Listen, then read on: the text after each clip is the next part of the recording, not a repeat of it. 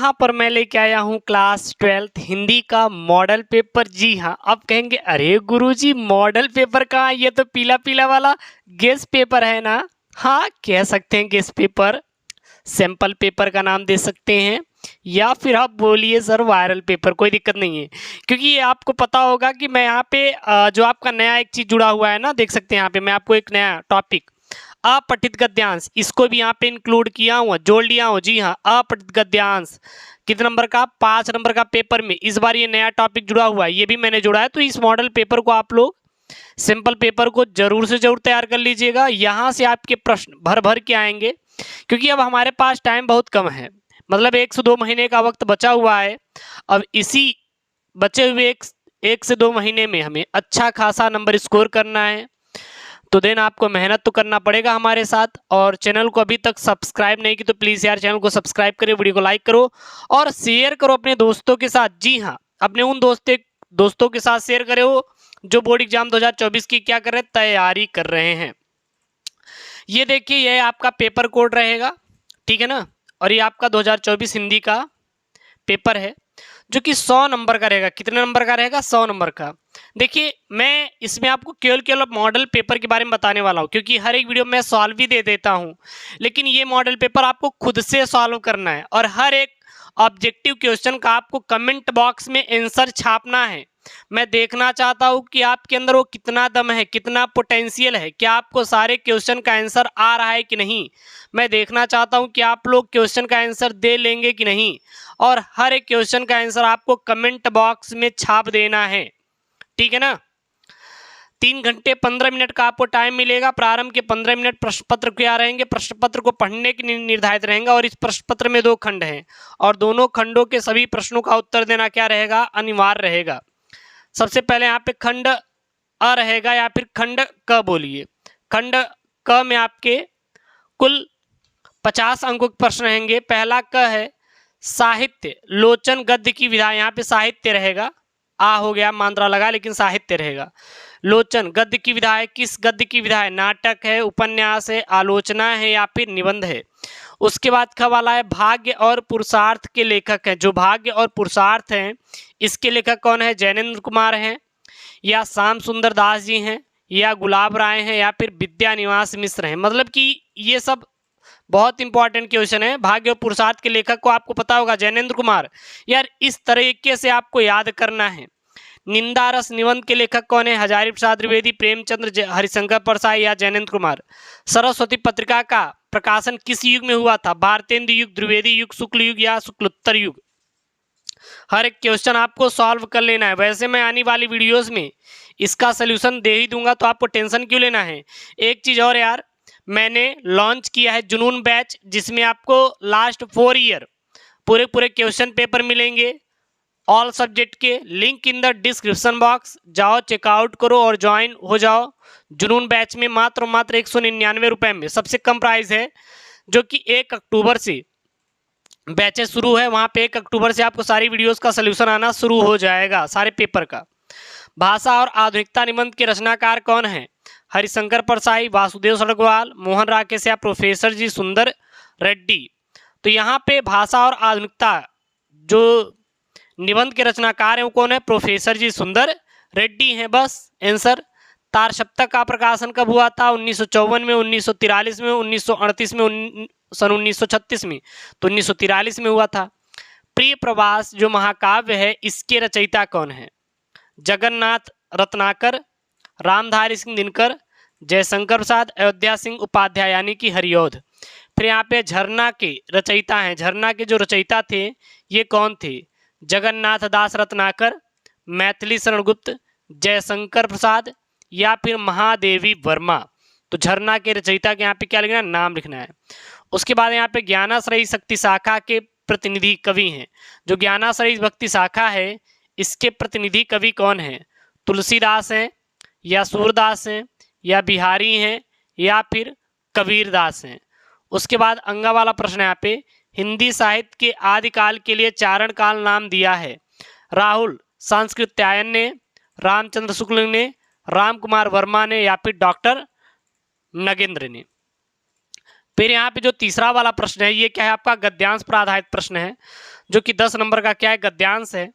और ये गद्यांश देख सकते हैं, आया हुआ गद्यांश सबसे इंपॉर्टेंट वाला गद्यांश है। इस मॉडल पेपर से ये गद्यांश आपको तैयार होना चाहिए।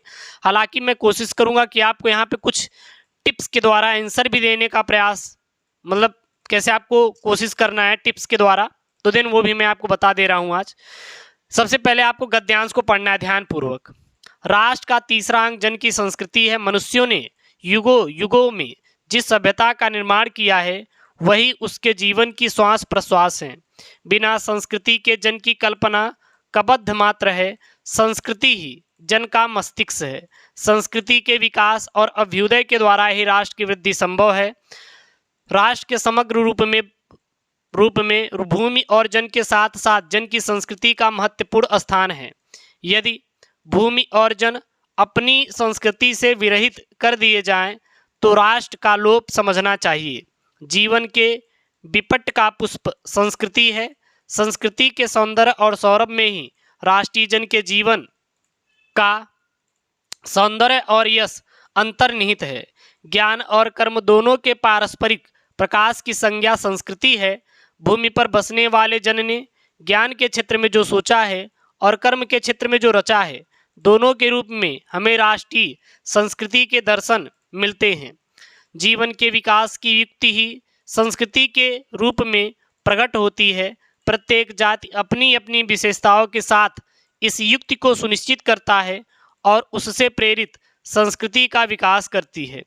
इस दृष्टि से प्रत्येक जन की अपनी अपनी भावना के अनुसार पृथक पृथक संस्कृतियां राष्ट्र में विकसित होती हैं, परंतु उन सब का मूल आधार पारस्परिक सहिष्णुता और समन्वय पर क्या करती है, निर्भर है। अब यहाँ से आपके 5 प्रश्न पूछे जाएंगे। सबसे पहला प्रश्न, गद्यांश के लेखक और शीर्षक का नाम लिखिए। अब गद्यांश के लेखक और शीर्षक का नाम कैसे लिखेंगे, मैं आपको एक तरीका बता रहा हूँ। सबसे पहले आप जितने भी हिंदी के गद्यांश हैं आप उनको तैयार कर लीजिएगा, पाठ का नाम और लेखक का नाम याद कर लें। अब यहाँ पे दिखा राष्ट्र शब्द दिख रहा है, यहाँ पर राष्ट्र दिखा, यहाँ पर राष्ट्र दिखा, और आपको राष्ट्र कहाँ पर दिख रहा है, और आपको राष्ट्र एक यहाँ पे राष्ट्र दिख रहा है। तो जब राष्ट्र राष्ट्र दिख रहा है तो यह राष्ट्र के स्वरूप से लिया गया है, राष्ट्र के स्वरूप से लिया गया है। और इसके लेखक कौन है, वासुदेव शरण अग्रवाल जी हैं। बस इसी प्रकार से इसका आंसर दे देना है। फिर है राष्ट्र का तीसरा अंग क्या है, जो राष्ट्र का तीसरा अंग क्या है, अब इसका आंसर इसमें ढूंढेंगे। राष्ट्र का तीसरा अंग जन की संस्कृति है। जो राष्ट्र का तीसरा अंग है वो क्या है, जन की संस्कृति ही राष्ट्र का क्या है, तीसरा अंग है। राष्ट्र वृद्धि कैसे संभव है, जो राष्ट्र वृद्धि है यह कैसे संभव है कि राष्ट्र का क्या हो रहा है, यहाँ पर वृद्धि हो रही है। तो संस्कृति के विकास और अभ्युदय के द्वारा ही राष्ट्र की वृद्धि संभव है। तो क्वेश्चन का आंसर क्वेश्चन में ही रहेगा, आप चिंता मत करिएगा कि बाहर से रहेगा, सब कुछ इसी में से रहेगा। फिर है ज्ञान और कर्म से संयुक्त प्रकाश को क्या कहा जाता है, यानी कि जब ज्ञान और कर्म दोनों आपस में क्या हो जाते हैं, संयुक्त हो जाते हैं, तो उसे क्या कहा जाता है, इसको आप खुद से कर लेना, बाकी तो मैं बता ही दिया। उसके बाद है यहाँ पे रेखांकित अंश की व्याख्या, मतलब यहाँ पे जो रेखांकित अंश है इसी को बढ़ा चढ़ा के लिखना है, बस दैट्स इट, और आपको कुछ करने की जरूरत नहीं है। उसके बाद यहाँ पे है चौथा नंबर, दिए गए पद्यांश पर आधारित निम्नलिखित प्रश्नों के उत्तर दीजिए। 10 नंबर का है, कितने नंबर का, 10 नंबर का। देखिए पद्यांश क्या है, दुख की पिछली रजनी बीच विकसता सुख का नवल प्रभात। उसके बाद एक पर्दा यह झीना नील छिपाए हैं जिसमें सुख गात, जिसे तुम समझते हो अभिशाप जगत की ज्वालाओं का मूल, इसका वह रहस्य वरदान कभी मत जाओ इसको भूल। अब यहाँ से आपके 5 प्रश्न पूछे जाएंगे। सबसे पहला प्रश्न रहेगा कि उपयुक्त पद्यांश के कवि एवं कविता का नाम लिखिए। श्रद्धा किसके हताश मन को प्रेरणा दे रही हैं। इस पद्यांश में किस प्रसंग का वर्णन है। एक पर्दा या झीना लील, इस पंक्ति में कौन सा अलंकार है, और रेखांकित पंक्ति क्या करिए, व्याख्या कीजिए। फिर यहाँ पे आपका 5वां नंबर आएगा, देख सकते हैं वो क्या आएगा, लेखक का साहित्यिक परिचय देते हुए उनकी प्रमुख रचनाओं का उल्लेख कीजिए। 5 नंबर का रहेगा। Doctor Hazari Prasad Dwivedi, Vasudev Agarwal, doctor APJ Abdul Kalam, ये 3 पर आपका आएगा। तीनों में से किसी एक का आप लोग याद कर लीजिए बस। फिर कवि का आएगा, उसका कवि का साहित्यिक परिचय देते हुए उनकी प्रमुख कृतियों पर प्रकाश डालिए। 5 नंबर का है जयशंकर प्रसाद, रामधारी सिंह दिनकर, अयोध्या सिंह उपाध्याय यानी कि हरिऔध। तो ये सब 5-5 नंबर के हैं। उसके बाद आपका छठा प्रश्न आएगा, पंचलाइट अथवा ध्रुव यात्रा कहानी का सारांश लिखिए। अधिकतम शब्द सीमा 80 शब्द, अथवा बहादुर कहानी के उद्देश्य पर क्या डालिए आप, प्रकाश डालिए। कितने नंबर का है, 5 नंबर का ये प्रश्न है। फिर 7वां आपका आएगा, स्वपठित खंड काव्य के आधार पर किसी एक खंड के एक प्रश्न का उत्तर दीजिए। शब्द सीमा 80 शब्द, जो कि 5 नंबर का है बोला है। अब ये आपको अपने जिले के अनुसार याद करना है, क्योंकि आपके जिले के अनुसार ही आएगा। जैसे आप देखिए किस किस पर स्वपठित खंड काव्य आएगा। मुक्ति यज्ञ के आधार पर स्वाधीनता आंदोलन की प्रमुख घटनाओं का वर्णन कीजिए। ये गांधी वाला है, गांधी जी वाला। या मुक्ति यज्ञ के आधार पर गांधी जी के चरित्र पर प्रकाश डालिए। फिर दूसरा यहाँ पे रश्मि रथी खंड काव्य की कथावस्तु संक्षेप में लिखिए, अथवा रश्मि रथी में नायक कर्ण का चरित्र चित्रण कीजिए। फिर यहाँ पे तीसरा है सत्य की जीत खंड काव्य का सारांश लिखिए, अथवा सत्य की जीत खंड काव्य के नायक का चरित्र चित्रण कीजिए। फिर यहाँ पे चौथा है आलोक वृत्त के चतुर्थ सर्ग का सारांश लिखिए, अथवा आलोक वृत्त खंड काव्य के आधार पर गांधी जी की चारित्रिक विशेषताओं पर क्या डालिए, प्रकाश डालिए। फिर यहाँ पे आपका 5वां है श्रवण कुमार खंड काव्य की कथा वस्तु पर प्रकाश डालिए, अथवा श्रवण कुमार खंड काव्य के नायक का चरित्र चित्रण कीजिए। फिर यहाँ पे है आपका 6ठा नंबर त्यागपथी के तृतीय सर्ग का सारांश लिखिए, अथवा त्यागपथी खंड काव्य के नायक का चरित्र चित्रण कीजिए। तो ये कितने नंबर का है, ये सब आपके 5-5 नंबर का है। फिर यहाँ पे आपका खंड ख शुरू होगा। यहाँ पे प्रश्न नंबर 8 का क है। यहाँ पे संस्कृति के जो संस्कृति है इसके गद्यांश और पद्यांश आएंगे। देख सकते हैं ये आपका क्या है, गद्यांश है पूरा पूरा, और ये आपका क्या है, पद्यांश है। गद्यांश में आप देख सकते हैं ये पूरा पूरा दिया इन्होंने, याक्लो उचाव से लेकर कहाँ पर है, भवति तक। और पद्यांश में सहसा विद धित न से लेकर कहाँ तक है, स्वयमेव संपदः तक है, ठीक है ना। उसके बाद यहाँ पे 9वां प्रश्न है, मुहावरों में से मतलब जो यहाँ पे मुहावरे दिए हैं इसमें से किसी एक का अर्थ लिखकर आपको वाक्य प्रयोग करना है। 2 नंबर का आपके पेपर में आएगा। देखिए, अंधे की लकड़ी होना, गड़े मुर्दे उखाड़ना, आधा तीतर आधा बटेर, घर की मुर्गी दाल बराबर। तो ये आपको वाक्य प्रयोग करना है मुहावरे का। उसके बाद इस बार आपके पेपर में क्या आएगा, अपठित गद्यांश भी आएगा, जो कि नया टॉपिक जुड़ा हुआ है 5 नंबर का।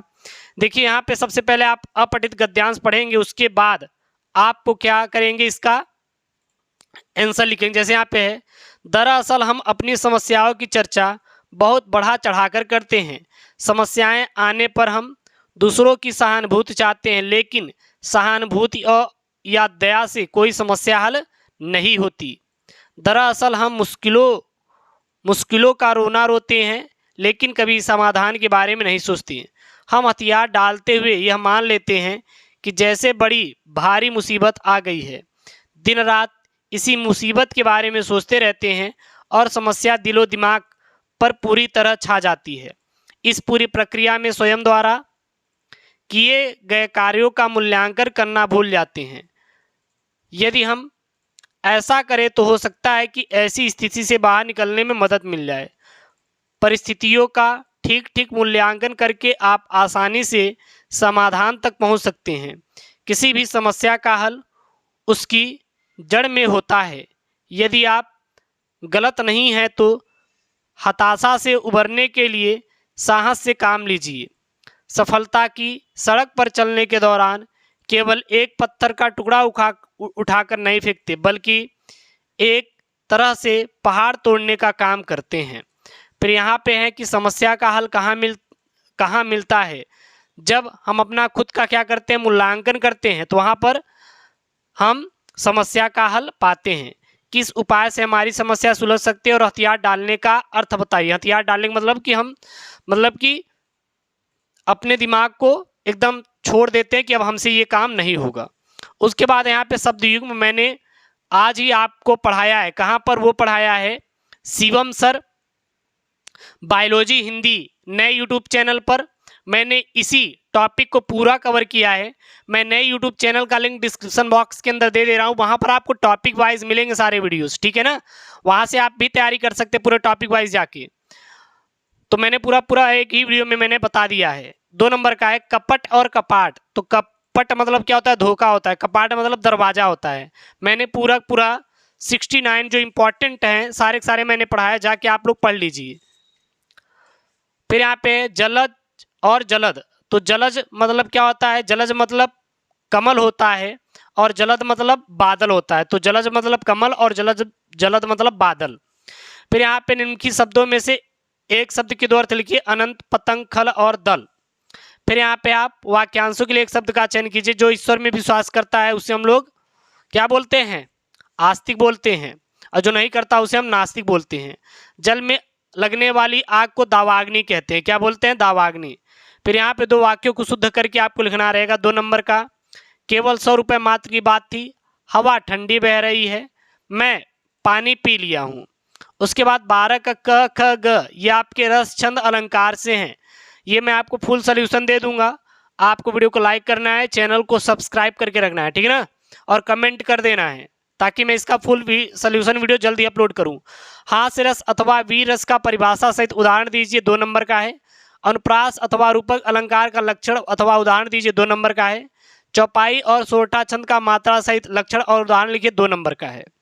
फिर यहाँ पे 13 नंबर देखिए, किसी विद्यालय के प्रबंधक के नाम प्रवक्ता पद पर अपनी नियुक्ति हेतु एक आवेदन पत्र लिखिए, अथवा किसी बैंक के प्रबंधक को कोई समस्या या कोई व्यवसाय करने के लिए आपको क्या लिखना है, एक पत्र आपको लिखना है।